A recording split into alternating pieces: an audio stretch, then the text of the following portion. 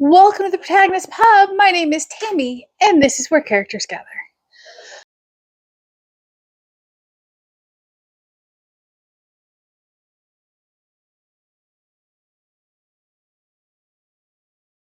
It is a beautiful Monday morning here in Texas. It is once again cold. It was below freezing for the second day in a row when I got up.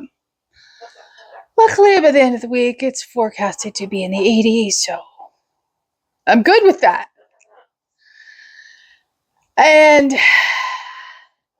with warmer weather comes spring planting. I'm looking forward to that too, so it's a good thing I had a good reading week last week. So let's talk about what I read. It was a very good reading week. It really, really was. So, okay, let's start. First up was my Soul DNF of the week, and that was Fat Tuesday Fricassee by J.J. Cook. And this is probably a great book, but it commits my number one pet peeve in a cozy, and the dead body appears in chapter 1, and that was enough for me to say thank you, but no. Yeah, I seriously, if you kill off a body in the first chapter of a cozy, you have done no character introduction, you have done no world building, you have not set the stage for anything. It is lazy, and I cannot. I can't. So, that quickly got DNF'd, unfortunately. And that was the last bad thing I read all week. So, what did I read this week? I'm going to start with the weakest book of the 3 I finished. It was also the shortest book I finished by far. And that was the AllAmerican by Susie Finkbiener. As you all know, I have a great, deep, abiding love for baseball, so I was really looking forward to this. As I throw the book, let me go get it. Okay, book retrieved. So, this is Christian historical fiction. And when I finished it, Dave looked over at me and he's like, "What's wrong?" And I'm like, "It was fluffy." It's like, "What do you mean it was fluffy? It's not the comedian." Like, no, it was fluffy. It skimmed the surface of everything. It skimmed over McCarthyism. It skimmed over Red Scare. It skimmed over the All-American Girls Baseball League. It skimmed the surface. I didn't connect to any of the characters. I unfortunately found them all very two-dimensional, and I kept waiting for there to be some depth to any one character. And unfortunately, that never happened. There were hints of where it could have gone deeper. There were hints of hey, go down this path and you could discuss something really great, but it was all on the surface. And, the big turning point in the book, and apparently Pickles is really going to talk this morning, I foresaw coming very early on. I wasn't surprised by it. The 2 sisters, I didn't connect with either one, and they're all just going to talk this morning.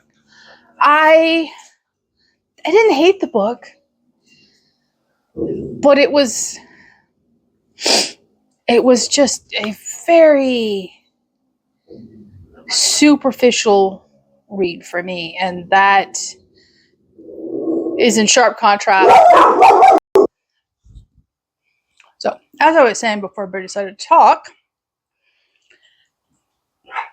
the surface level read became much more obvious as my week went on, and I finished the other 2 books I read this week, in which there was depth. It was so shallow. It's fine if you want a quick, easy, no substance read, then yeah. But if you want even a smidge of substance there,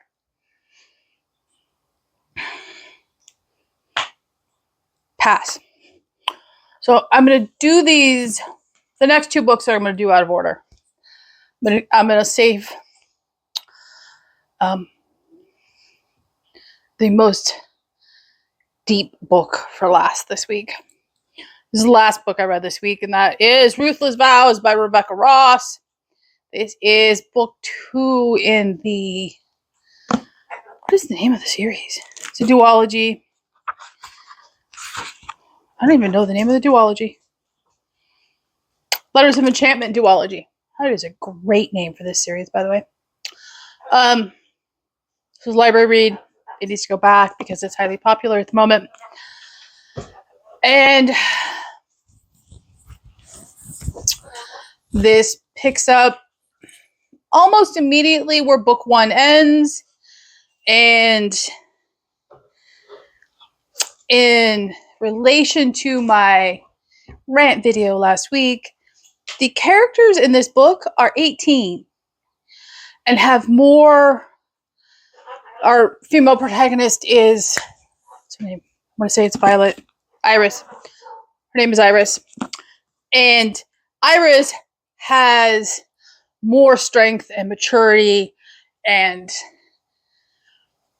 depth within herself to draw upon than a lot of the 30 plus characters I've read in recent memory. So even though it's categorized as young adult, new adult, these characters have depth. All of them have depth. None of them are shallow, vain, anxiety-ridden people. And in this one, the war between the 2 surviving divines comes to a head, and Iris must figure out a way to save her brother, find and save her husband, and she's confronted with horrific choices. You know, her father-in-law attempts to, bribe her to annul her marriage, and there was so much depth in this book, and so many choices. Time and time again, you see Iris or her husband Roman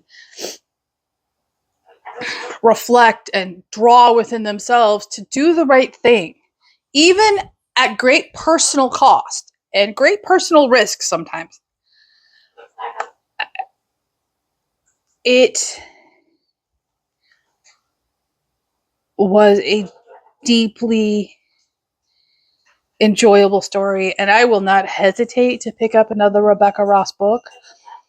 It was a fabulous read, and it's a clean read. Yes, there is some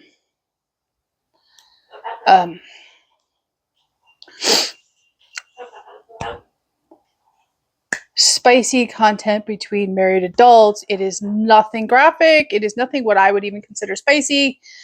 They are of age. They are consenting. They are married. So, okay, we're taken care of. So let's try this for the 3rd time. There is some adult content in this book. However, I didn't consider it at all spicy. They are married. They are 18, for heaven's sakes. And it was appropriate for the story. It is a secular book. If you find kissing in books to be too much, then you will find this to be too much. But I had absolutely no problem with this book. There's no swearing. I thought this book was fabulous.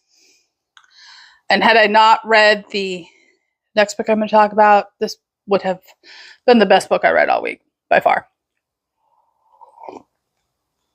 However, I read a 24 and 24 by Dave book this week, and that was The Storm Sister by Lucinda Riley.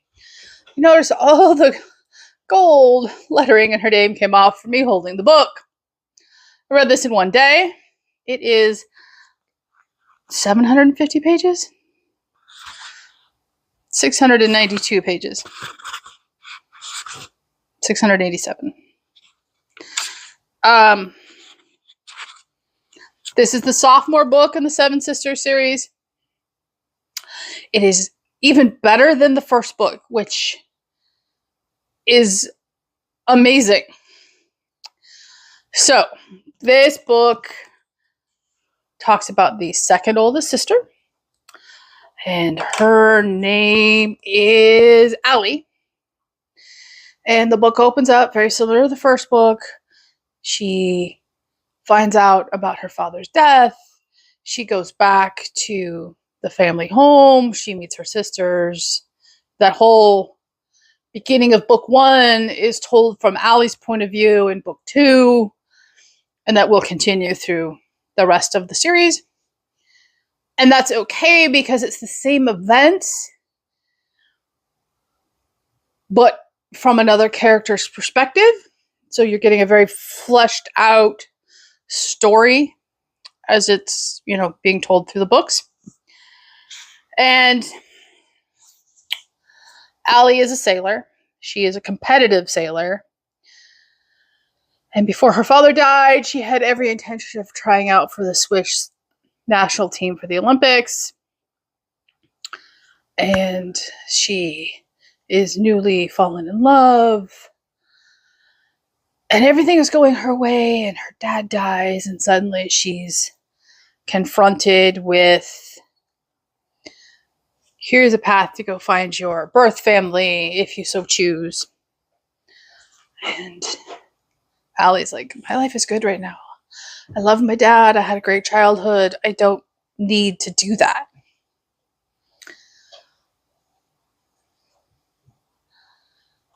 Allie goes sailing with her now fiance.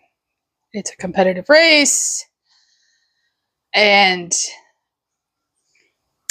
events happen. I'm trying very hard not to give anything away.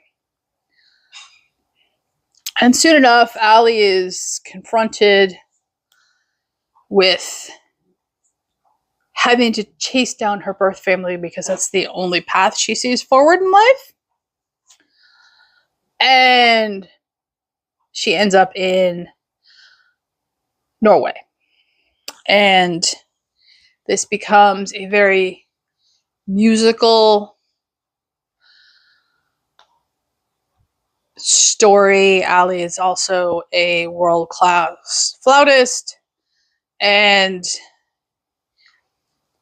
the story of Grieg and his most famous piece, Peer Gynt, is interwoven into this story in a very moving and beautiful way. If you at all love music, classical music, you will deeply appreciate this story.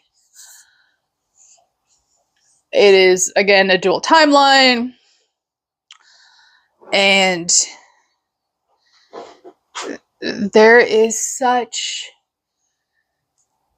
faith interwoven throughout this one, much more so than the first one. There is such depth to this story in both timelines. Choices, realities, having to face your deepest fears head on, having to realize that the ones we love sometimes don't understand those fears, and they make choices we don't agree with, but we support nonetheless because we love that other person. The story was amazing. I read this book in the course of 2 days. It was if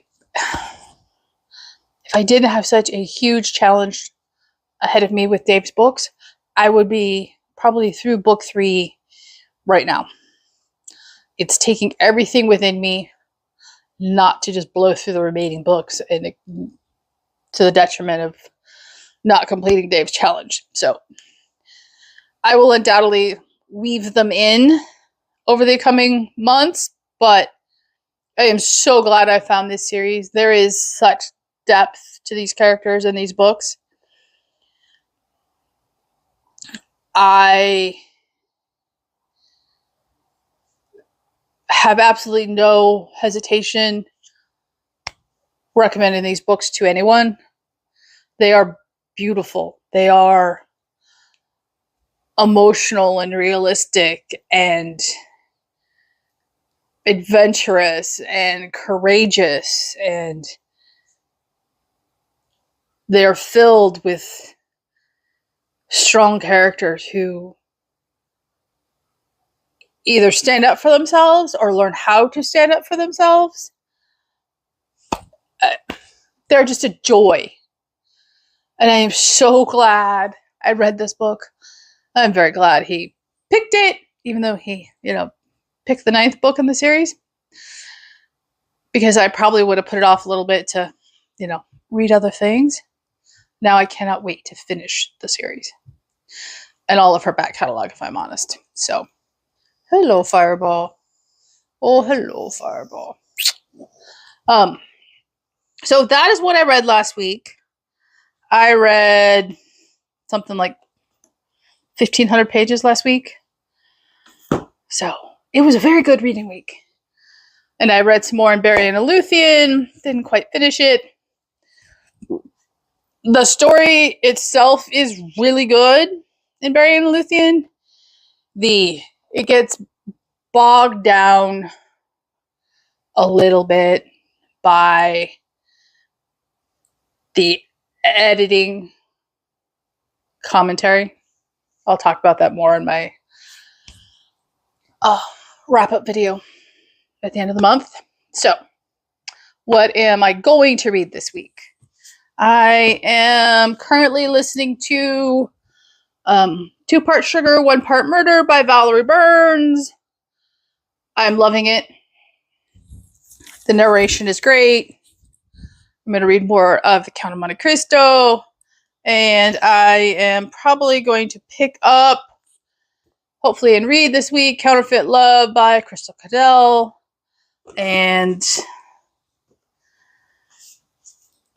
yeah, I have a bunch of audiobooks that have my attention right now too, so those will be at the top of the list.